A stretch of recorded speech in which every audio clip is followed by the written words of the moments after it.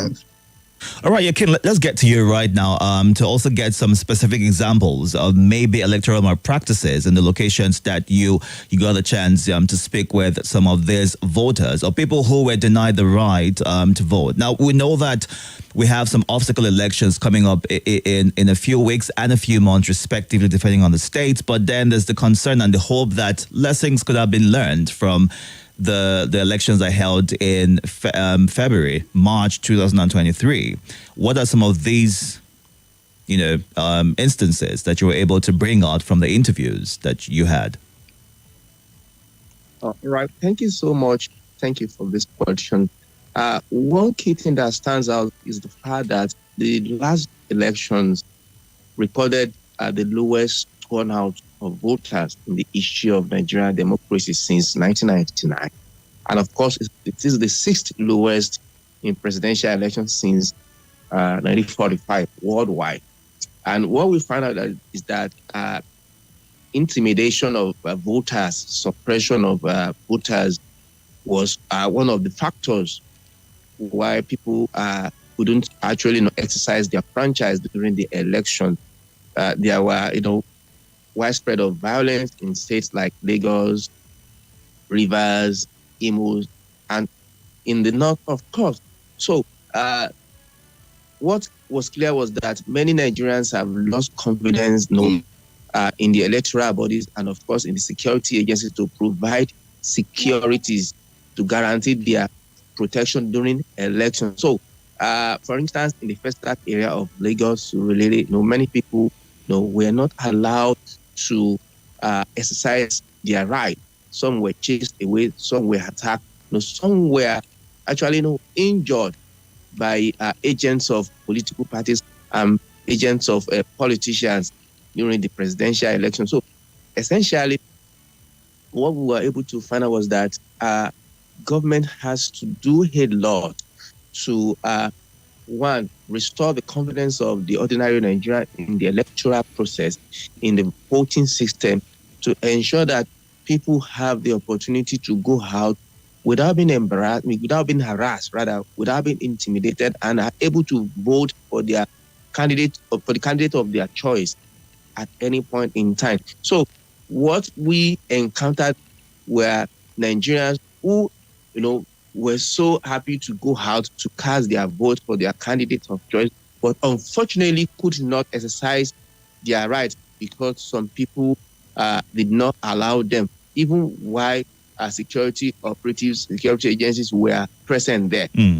Thank you. Now that you speak of, that the fact that some people were not able or unable to exercise their rights, I recall that we had some callers, people who went out to vote, they were unable to do that, and they threatened to discard of their voter cards because they feel like the process was not credible enough. And we've seen various reports from observer groups who stated in their words that the election was largely peaceful, even though a cross-section of Nigerians do not believe that, and it's something that you have also pointed out in your thoughts. But let's look at the Electoral Commission's actions or inactions that contribute to the outcome of the elections. We know that INEC has constantly stated that it did the best it needed to do to ensure that the election was peaceful. But many thought, or many still think, that it could have done way better in terms of prosecuting those who were found to be guilty or who were found to be culpable in committing acts of misconduct during the elections. Kabir, do you want to take that?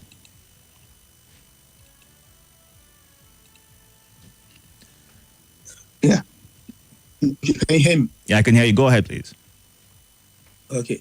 Thank you. Yeah, I think this is one major challenge that we found in our reporting, that, it's one thing to record violence during an election or to record, cases of intimidation and suppression. The electorate will lose confidence. I mean, they may not have the confidence to return to cast their votes the next time, because unless they saw perpetrators being sanctioned or being punished for their actions. Now, the war there were a number of arrests. The Nigeria police and other security bodies have arrested people in connection with electoral related offenses after the election. But we still not heard about convictions. How many people have been prosecuted and convicted for that offenses? People who snatched ballot boxes, people who, orchestrated violence and mayhem in this election. What happened to them? Where are they now? We need to know. And these were the questions that we put up to INEC. We also put up to the Nigeria police. They say that they arrested so number of people in different states. Where are they? And they promised that they were going to prosecute these people immediately. These are the questions still begging for answers, because even the Nigeria police, they did not answer these questions when we put out the questions to them. Have they prosecuted these people? Have they prosecuted even the politicians that may be connected to this violence in one way or the other? Because we think that some of these violence, some of the political talks, they were sponsored by politically exposed people. So if they are arrested, the people sponsoring them should also be arrested. Until we have these prosecutions, then the next election, these political talks, and even people who were not involved in violence before, they may be emboldened to go out and become violent during electoral cycles, because they will feel like the only way out, the only way to have their voices heard is when you are violent. Because the ones who have been violent in previous cycles, they've not been punished. People will be emboldened to go, even the politicians. These are factors that embolden them to become violent at all costs. They want to win an election because they just want to get away with it, no matter what.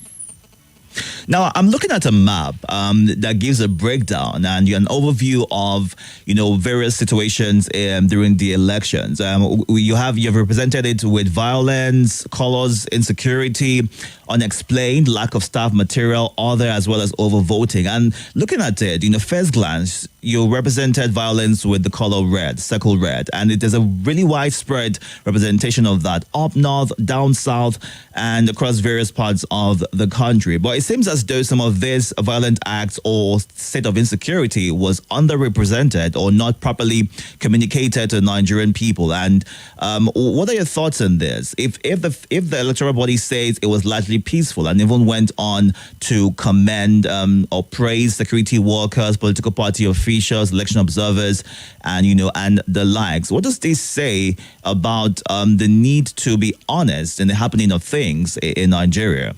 Yekeen? Thank you so much. And this is essentially why this report is important for the Nigerian government, for the Nigerian citizens. As Kabir said earlier, we are trying to bring out issues that were outrightly not reported or underreported in the last elections. And many people will be wondering, why are you coming out more than 1 year after the elections were conducted? Everybody has forgotten. But we felt, no, this should not be allowed to slide. Look at the representation you have on the map. Look at the widespread of violence across the north, across the south, almost everywhere in Nigeria. And these were not reported in the media during and after the election. So what we want to do is to hold the electoral body, the security agencies, and everybody that is responsible for proper electoral process accountable, so that going forward, if we are going to be having an election in 2027, then they have to do the right thing. Otherwise, the confidence of the voters will continue to decline, and that does not bode well for our democracy. Having been around since 1999, and instead of us to be doing things better, we seem to be retrogressing. So what we want to find out is that if the electoral body is saying the election was peaceful. There were, they would say there were pockets of violence. We want to show them to the contrary that no, there were more to it than meets the eye. Let Nigerians also see things that were ordinarily were not shown to the people. That is the essence of this report. Perhaps the government might not be aware, or they may feign ignorance of these incidents. Now we have come out with facts and figures. This is evidence-backed. This is evidence-driven reporting. There are people that were quoted there are not aliens. There are people that are existing in Nigeria that can be verified. All right. These are verifiable facts. All right. So this is what we want to point out to the government. Thanks. All right, Yekeen, thank you very much. We'll go on a quick break right now. When we come back, we'll go on with this conversation around election accountability in Nigeria. Join on Facebook and YouTube. More talk, news, and sports after this.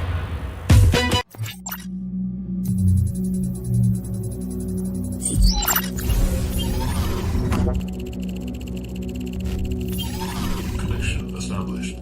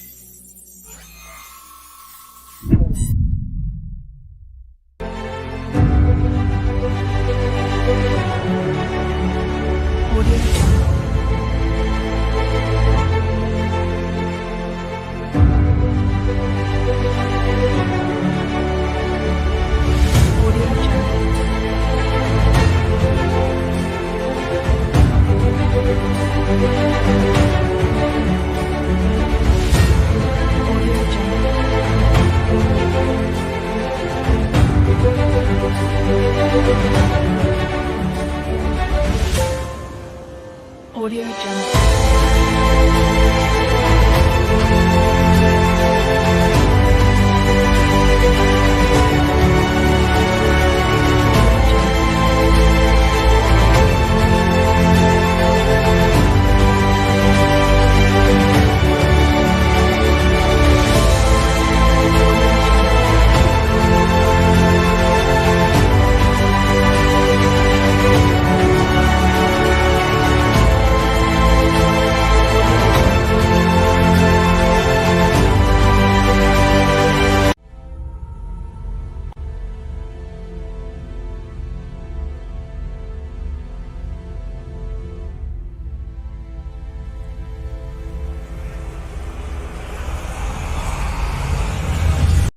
This is Nigeria Info. Nigeria Info.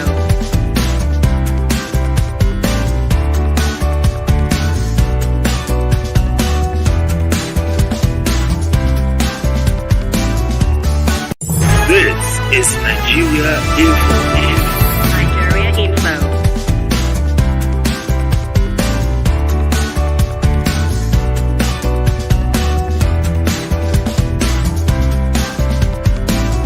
This is Nigeria Info. Nigeria Info.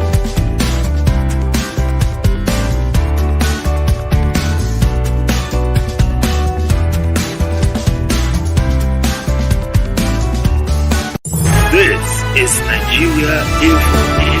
Nigeria Info.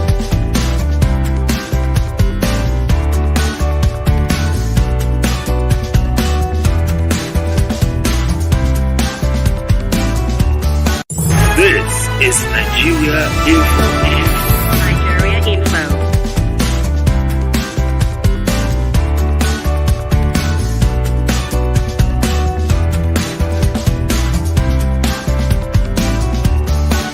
This is Nigeria Info. Nigeria Info.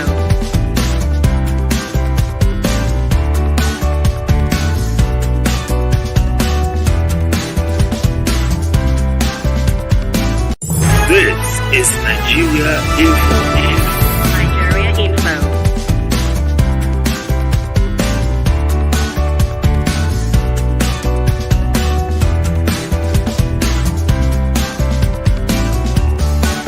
This is Nigeria Info.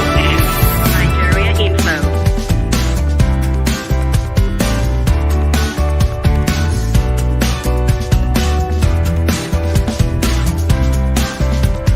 This is Nigeria Info. Nigeria Info.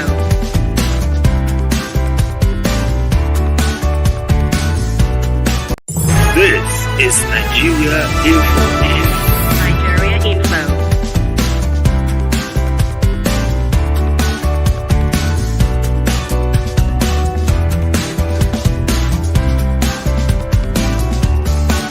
This is Nigeria Info. Nigeria Info.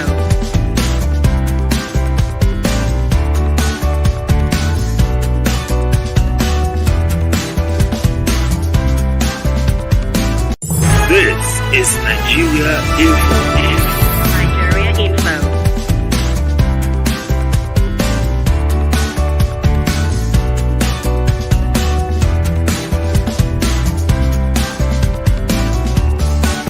This is Nigeria Info.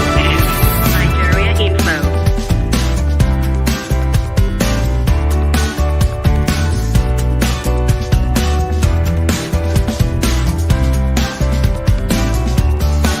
This is Nigeria Info. Nigeria Info.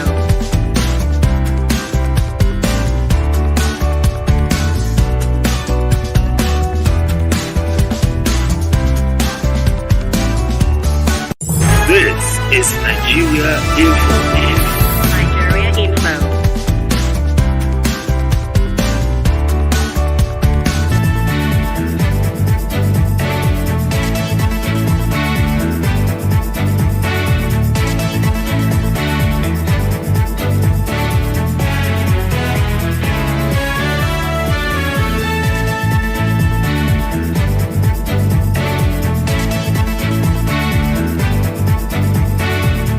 Thank you so much for staying tuned. 8:31 a.m. right here. Still got Kabir, Yusuf, and Yekeen Akinwale, both investigative journalists who are here to give us insights into the last elections and to chart the course forward. Now, we spoke earlier about the pockets of violence across various states in Nigeria. And I've got a message right here. Is it possible to share that election map showing the level of violence? Here is what Mike, the observer in Kubwa, is saying. You can join the conversation on YouTube and Facebook at Nigeria Info Abuja. A self-proclaimed minister has made a threatening statement vowing to ignite violence across states. Considering the severity of this declaration, which of the following criminal charges will be most suitable? And what are they doing? What's the police doing about incited violence? Is the question that Alex in Lugbe is asking right now. But if you can hear me, let's get right into the situation around accuracy and reliability. What did your investigation reveal about this with regards to elections in Nigeria? So from the voter registration to the turnout, as well as to discrepancies, notable discrepancies between official election results as well as independent tallies. Kabir?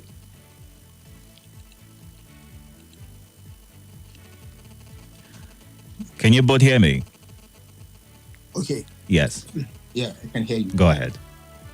Yeah, thank you. So, one of the first discrepancies we noticed, and in the course of the reporting, we have had to review data on IRF. So, what we have is that while INEC is making a claim about certain number of polling units, and then we try to verify using INEC data. Most of what we use is government-owned document. We use the INEC document itself, and then we use data from IRF, and all these are documents owned by INEC. So, and then we find out that even in the announcement, there are more than 2,000 polling units that were not counted. Now, that means that there are thousands of people that their voices have been suppressed because maybe INEC did not consider that or has cancelled those polling units. That is part of what we found as voter suppression. Yeah. Now, I'm looking at this report, and it gives a breakdown to intimidation, arrests, as well as missing ballots. We see that they made it look as if it was a war zone, according to a report shared by Rashida Owuda, a political scientist and lecturer at the Prince Abubakar Audu University. He shared, what happened around his location in the Ayingba neighborhood next to the university, which discouraged voters from going to the polls. And this could mean discrepancies in the election results and tallies. But how did the electoral process differ across various regions or demographies, I beg your pardon, in Nigeria? How did people vote? For those who were able to exercise their rights, how did this affect their belief in the outcome of the elections? You want to go with this, Yekeen?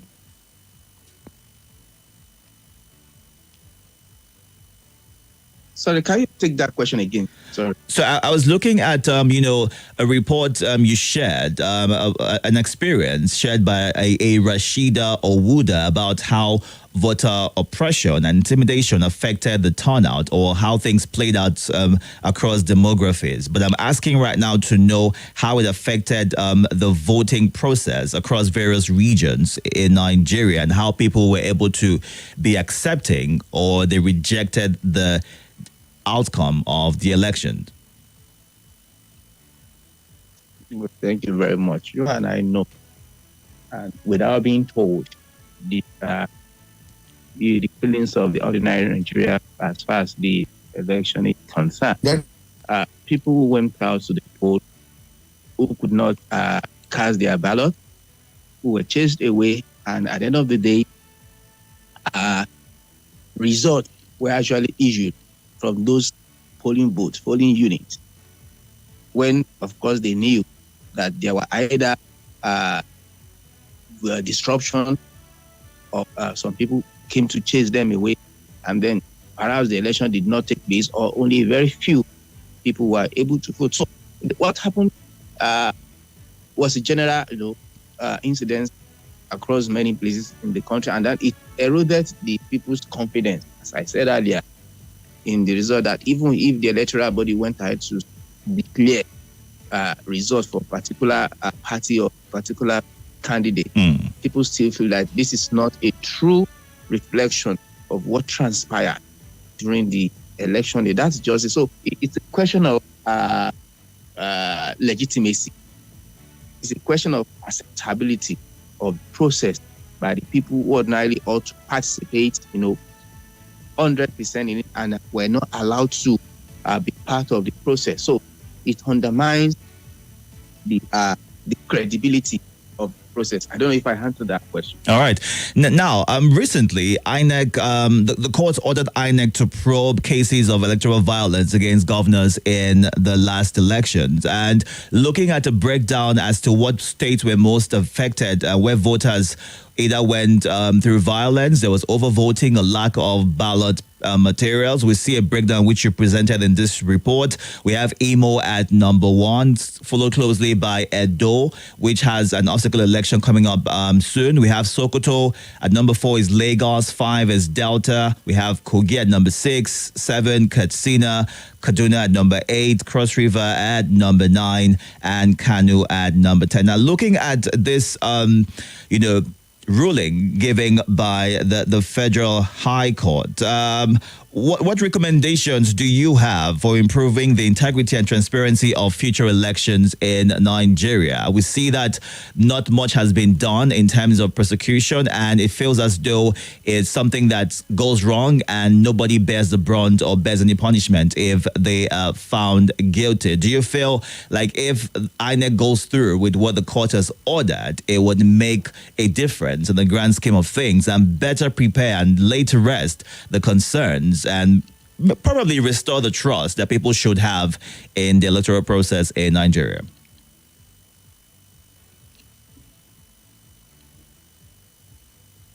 Kabir? Kabir? Okay. Yeah, thank you again. You know, to be honest and to be very fair to INEC, the issue of running an election is not just for INEC in this case. Now, INEC has the mandate to oversee anything that has to do with the election preparations and conducting the election. But then, issue of ensuring security has to do with the state. It has to do with the police. It has to do with other security agencies. And also the federal government, in this case, will have a significant role to play. If we are to have, a democracy that will grow and will serve as an example to other African countries, then the president must be deliberate and intentional in giving orders to make sure that we have a free, fair, and transparent election, which is free of violence and any form of suppression. Because if you give INEC an order, but the politicians are not getting that same order, your body language is not telling them that, I'm not in for my party. I'm in for a free and fair election. So it also has to do with the president's and the federal government's role. The security agencies, they need to get a clear order to deal with perpetrators of violence and suppression. So it goes beyond INEC in this sense. INEC can do their best. They can improve. We've highlighted ways which we feel that they can improve. But the security agencies must also be seen to be there to protect the interest of the people. Because in a democracy, you are not protecting a politician. That's why in on election days, you see that the IGP will say that he has withdrew police escorts to VIPs. They work alone. They don't need any protection on these dates because they are out there to cast their ballots. People need to be protected. What needs to be protected is the voices of the people. If you allow politicians to use security agencies, to use talks to perpetrate violence, then there's nothing INEC can do other than maybe cancel election in polling units. And that will not affect the politicians. They are only affecting the people because these are people who come out as early as possible sometimes to cast their votes. They are not able to do that. And then the politician that will cause havoc in this place, maybe he feels that that is not his strong point. He will not go to his own polling unit and, ask people to cause violence. They will not do that. So they only perpetrate violence in some of their weak points where they feel that they don't have the numbers. This is where they will go and orchestrate violence. And these are some of the things that there needs to be collaboration between the INEC, security agencies, civil society organizations, the media. All people should be carried along. All stakeholders, they should be carried along. And until then, we're not going to have peaceful, free and fair elections in this country. All right. So quickly, Yekeen, I'll give you 30 seconds to please answer to these questions as we start to wind down to wrap up this conversation right now. And it has to do with the implications of your findings from the investigation on Nigeria's democracy and the rule of law. What would you say are some of these implications in 30 seconds, if you can?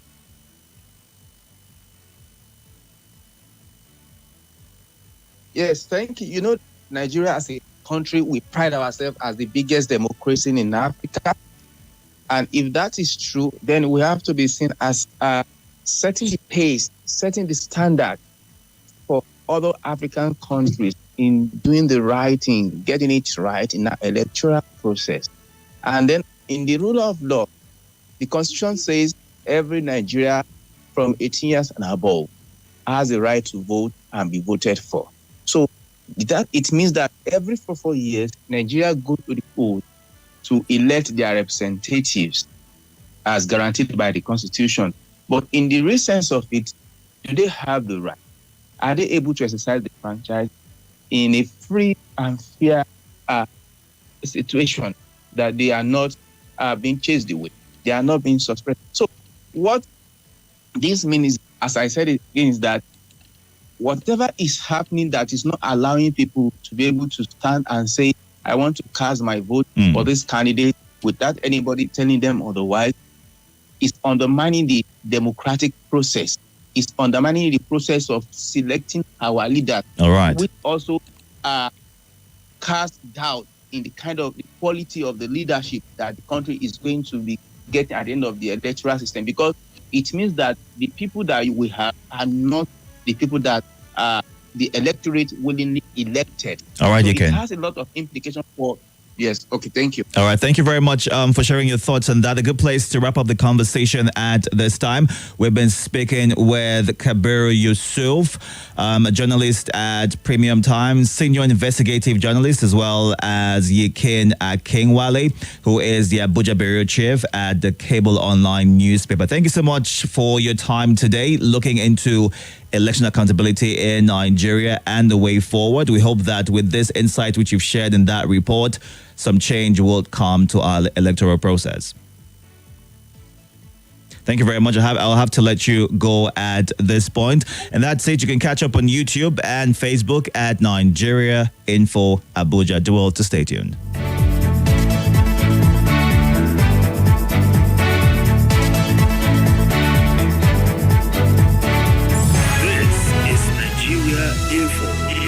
Nigeria Info.